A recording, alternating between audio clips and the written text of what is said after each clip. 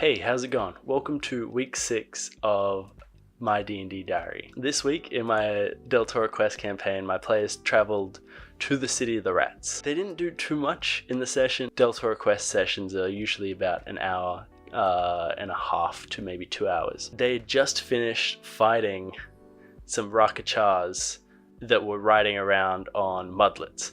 And mudlets are like these. I'll show you a picture. Mudlets are these like 3-legged mount type creatures. They roam around in herds, but they're used by people of the plains as transport, basically like horses. My players last session had killed the 3 aarakocras, and they'd killed one of the mudlets, but the other 2 mudlets were still alive. One of my players attempted to tame them and named them Biscuit and Gravy. They have this obstacle, which is the Broad River, which separates them from the south side of the Hira Plain. The Hira Plain has the city of Hira, which is now known as the City of the Rats, because no one lives there, it's abandoned, and it's just completely filled with rats. And they have a few options. In the books, the characters use the water eaters to basically create a path through Broad River like Moses. They just put water eaters down and they swell up and they block the water coming from either side. But my players had access to a pipe that encourages trees and plants to grow towards it.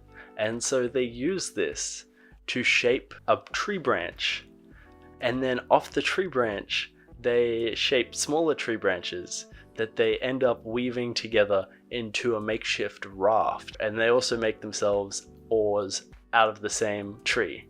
And they cut this off and they drag it over to the river, where they load it up with themselves, their packs, and the 2 mudlets. And they paddle on over the Broad River to the other side. Now, the Hira Plains are completely bare. There's no grass, there's no life. There's not even like little water insects. Everything has been eaten by the rats. Any organic material doesn't exist on the Hira Plain because it's just all been eaten away. And they get here and it's getting late, so they decide to rest. Also because they just fought aarakocra and they just escaped No Razir. So they had none of their spells left. They didn't have much HP left, and so they needed to do a long rest. But they're on the Hira Plain. They're going to be found by some rats and attacked. That's what happens. In the night, some rats rock up and they report back to the other rats, and a wave of rats comes towards the party. Rats crashing on the ground as they fall over themselves trying to get to this new source of food. Fortunately, my players kept watch, and the player that was keeping watch, they woke everyone up. One of my players, the Kensai monk, upon hearing this noise, decides he wants to go and investigate. And so Derek, the Kensai monk, runs full tilt towards the sound, carrying a torch. But he's doing a few important things. He's carrying a torch, and he also has a handful of fire beads that he's dropping behind him, lighting sort of like a strip. When he sees the rats that are running full tilt towards him, it's like a small wave of rats, but they extend along his like field of vision, and they're all like running towards him. And so he's running at 40 feet towards them, they're running at 30 feet around towards him.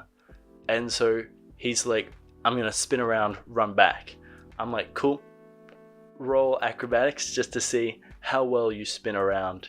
And he rolls a critical failure, so he falls down and gets covered by the rats. So Derek is surrounded by rats, and so he's attacked by all of them and immediately falls unconscious. The cleric is out of spells, but she decides she's going to run over and try to pick him up and give him a medicine check, right?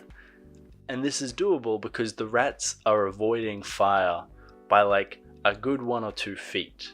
so she has a clear strip that she can run down without being attacked by the rats. The other characters, one of them makes sure that he's protecting the boat so that the rats don't get onto it, and the other one lights 2 torches and starts going at the rats, trying to swing at them to attack them. The only way that Derek was going to survive is if he made all of his death saving throws, because the rats are going to have 2 turns before the cleric can get to him. Now technically, an attack on an unconscious creature counts as a critical hit if it hits, and critical hits do 2 failures to a death saving throw, and since he's surrounded by rats, any rat that hits is going to be a critical hit. But I thought those rules would be unfair in this situation because the party didn't have any time to get to the player, and they were just rats. They're not like clever attackers making sure that they stab the throat or whatever. They're just rats. They're just nibbling at his fingers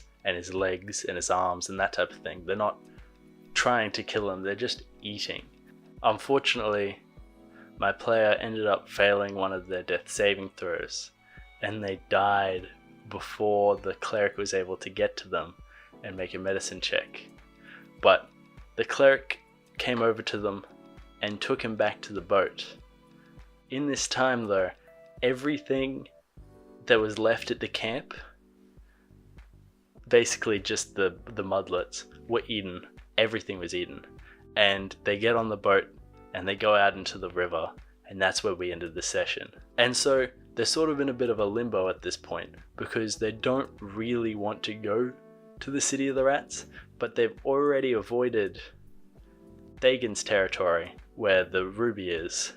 And if they avoid this place, who knows what the next place will be like. It's probably just as bad. That's where we are at the moment with the Delta Quest campaign. In the Tomb of Annihilation campaign, they had just come out of Harkamar.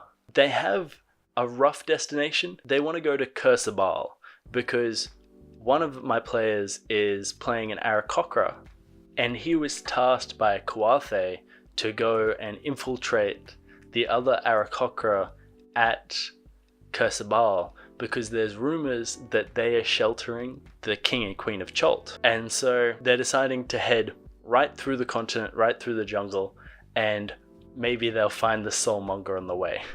That's sort of the plan at the moment. And unfortunately, only 2 people showed up to the session. We ruled that the Yanti character probably would have taken the 2 albino dwarfs that they had previously saved into the forest and tortured them for her lord and savior, Dendar. And the other 2 that were there, they set off into the jungle. They fight some fire newts, and they end up this time taking their striders and using them as their own mounts as they go into the jungle. They take a rest, and in the morning, they're ambushed by grungs, which kind of look like that. So the last remaining player decides that he wants to take on a group of about 7 grungs all by himself. Now, that would have been fine, except one of the grungs is like this grung-like fighter, and so he's extra tough. My player can see this and decides to try and kill him first, although he was ganged up on by all the other grungs and he's quickly losing health fast.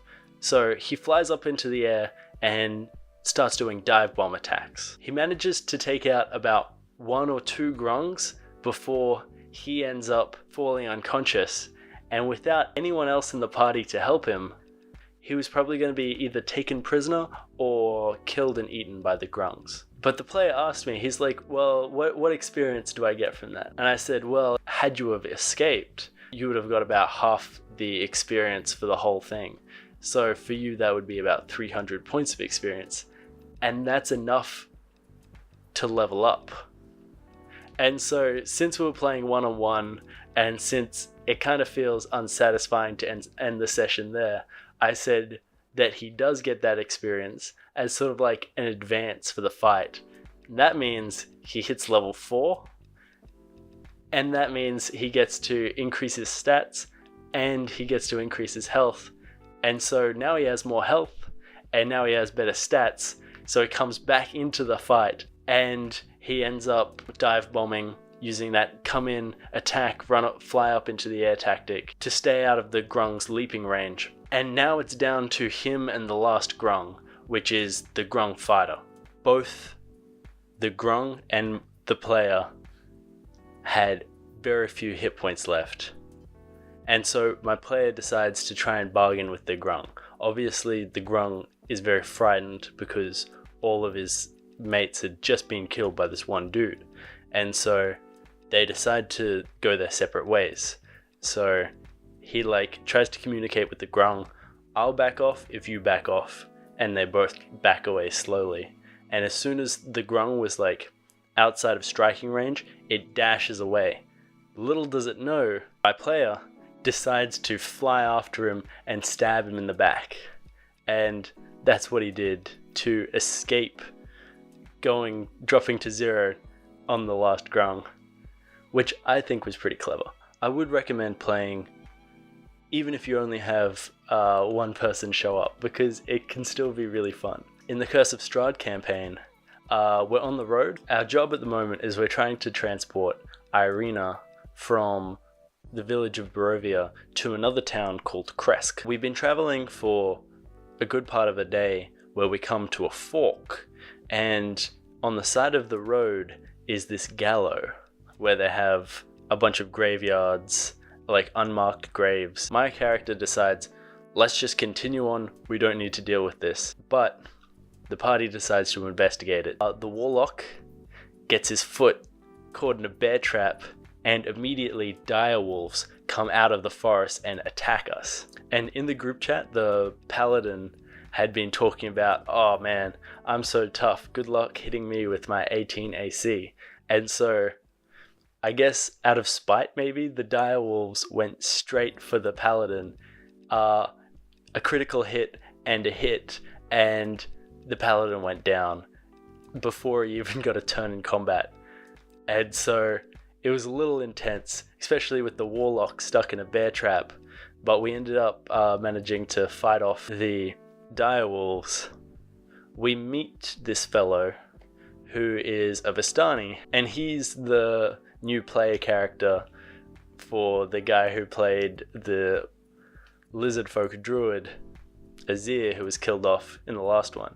So now he's playing Ajan the bard, who's sort of I'm not sure what instrument he plays, but he wields these 2 hammers that he spins around.